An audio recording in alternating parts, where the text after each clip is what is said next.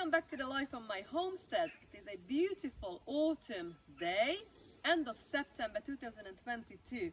I would like to show you what is growing in my garden in the autumn. Come in.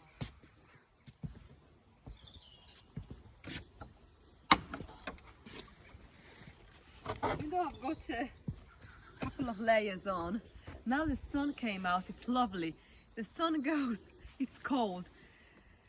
We already had our first frost, 25th of September, -1 degree Celsius, 30 degrees Fahrenheit.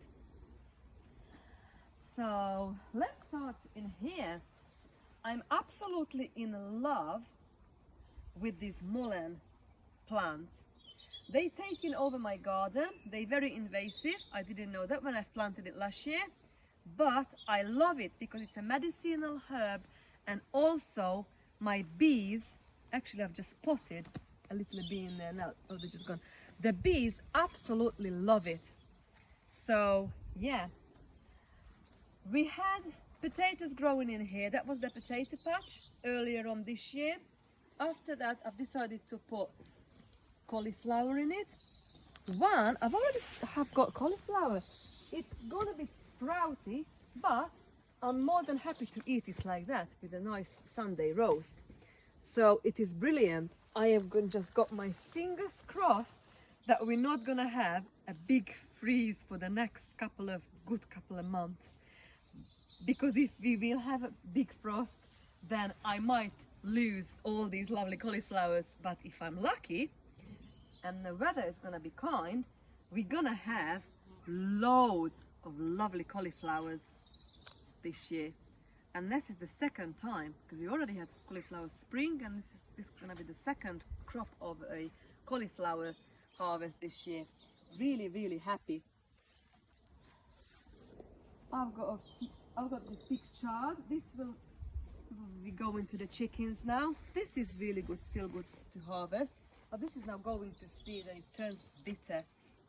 I've also put a few rows of, actually only one row of sweet corn, and even though they say should never plant only a row of sweet corn because they need that pollination when they are in block. But look, in these tiny weeny plants, I've got like a decent size of corn on the cob. I can't believe it. Honestly, I think this is unbelievable. Wow. So this pumpkin in here now, it's got the powdery mildew. It's really going over, and it's normal this time of the year. I've got a big pumpkin growing there, look. Okay, behind you, I've planted really late these sunflowers, and you can spot these, called like a border sunflowers. They only grow like a certain size, you know, like maybe up to a meter, 50 centimeters, some of them. And they've got all different lovely colors. I love them. So this is my courgette patch, but we'll get back to this in a minute. Let's go this way under the tunnels. Right, so I don't know what to think about the beans this year. It's been amazing, started amazing, but we had such a dry summer, and I don't know. I've not had an awful lot of fresh bean harvest this year, but on the other hand, I've decided to keep them. So we're going to have a lot of beans, what's inside the pod. I'm not gonna have many butter beans though. I don't know, I'm gonna try next year to plant all these beans inside the tunnel instead of the outside of the tunnel. So that would more encourage, hopefully, the plant to grow more inside. Because what's happened this year, all these beautiful flowers, most of them been outside on the top, and the birds had it. The birds ate all the flowers. So they've just started growing now, but they're not gonna have enough time now to mature. I'm gonna have a few like this one now going to yellow. I can harvest this and maybe just, you know, freeze it. Ideally you would like it like paper dry, and that's the bean inside there. Now it's ready. And actually I love the butter beans. but yeah, every year is different. I've got a few to harvest, still loads of flowers on it.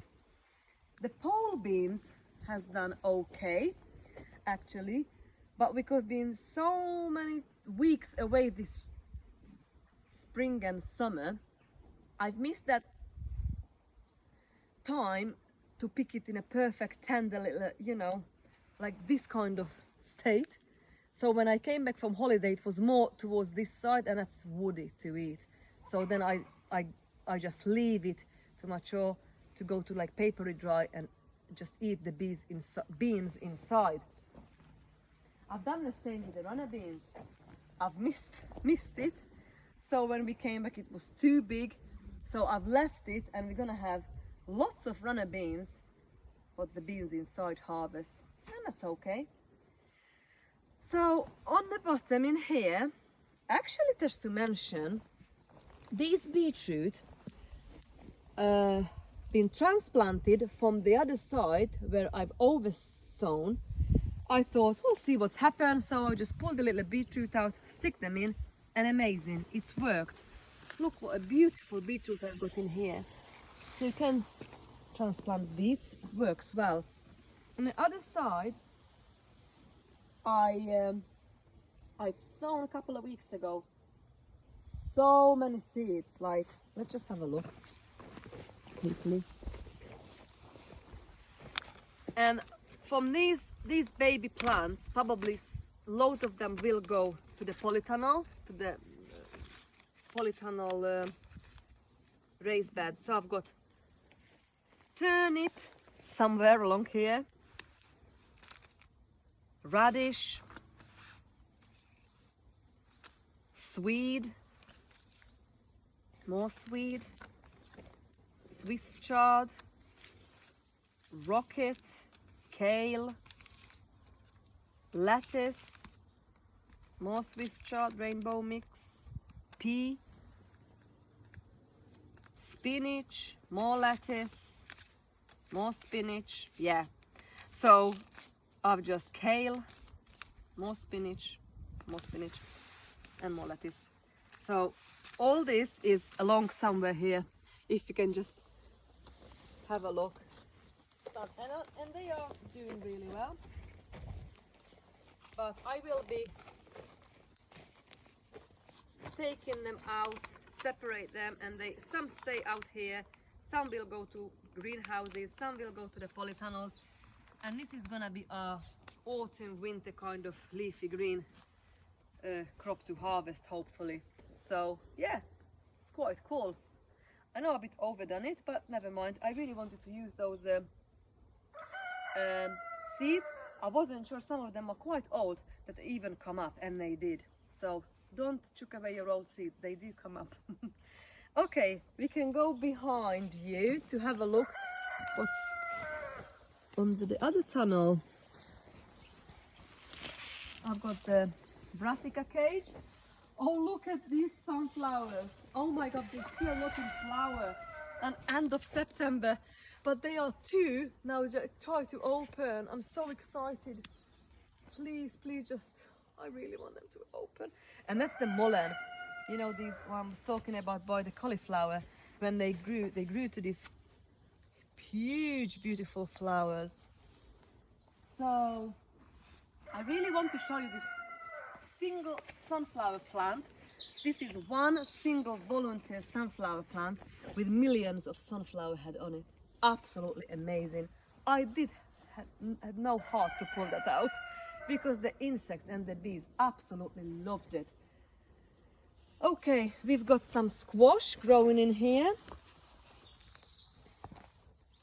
Hokkaido, the pie squash, pumpkin pie squash. I had some, I can hear the bees. They are busy again. So lots of cucumber growing in here. In the other side, I've got the borage, nasturtium. Pepper is not done great here. I've sown some carrots, look, it's coming up nicely, and some spinach. The celery is doing really well this year, so I'm really chuffed with the celery. This lettuce now is gone to seed. It's not ready to harvest the seed yet because it's still very green. But all this celery looks amazing. And I've sown some carrots here as well. So we might have some carrot harvest months to come. And I've got another few more squash growing in here. Very excited. Okay, just a quick look in here. Oh, look at the sunflowers. The birds nearly had the whole lot now actually. But I do that for the insects, the bees and the birds. So beautiful sunflowers. I've got this big pumpkin over there. I'm very excited about. But yeah, it's not been the best squash and pumpkin year, but I've still got enough. If you look back, I've still got quite a few in there to harvest. What's happened in here, I have to tell you. Remember, I had millions of volunteer tomatoes and amazing and huge crop. So just before they turned red, I had blight. Within a week, the whole must have had 50 at least 100 tomato plants. They've all been hit with blight, so I had to pull them out and chuck them. I've not harvested any tomatoes. So that's the thing in here in the climate where I am in England, that you know, the humidity, it's very hard to grow tomatoes for me where I am, especially outside. That's why I choose the polytunnel. Look how beautiful this is. That's a beetroot. That is absolutely huge now. Okay, so that's another sunflower. I love sunflowers. I've got so many different varieties. I did have quite a few rows of sweet corn. The reason it's not been a great sweet corn harvest because of that millions of tomato plants I've decided to keep in there. So next year I have to remove all the volunteers and just leave what I want to grow. In this case, the sweet corn. Look at this beautiful dahlia. How gorgeous is that? Just a very quick sneak peek in a brassica cage. I have got loads of kale,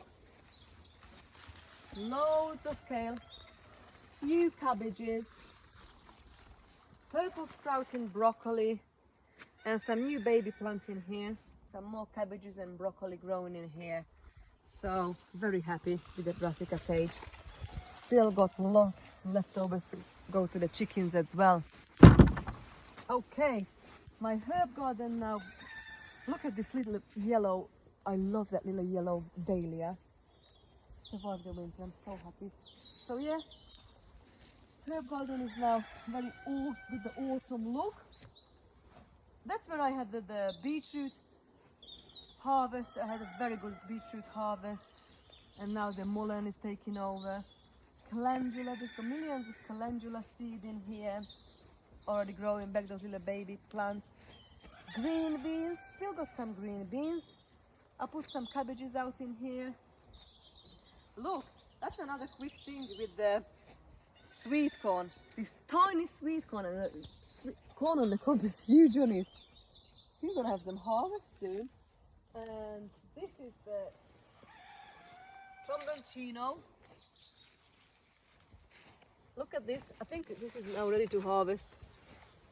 And I've got quite a few squash there to harvest. Really need to harvest it now. This is the fruit cage. Look at how prolific the goji berry is. I've already harvested loads. And yeah, I've got a few raised beds in here. But thank you so much for being here with me. Apple, it's loaded. See you back in October. Happy harvesting and gardening to you all. Bye.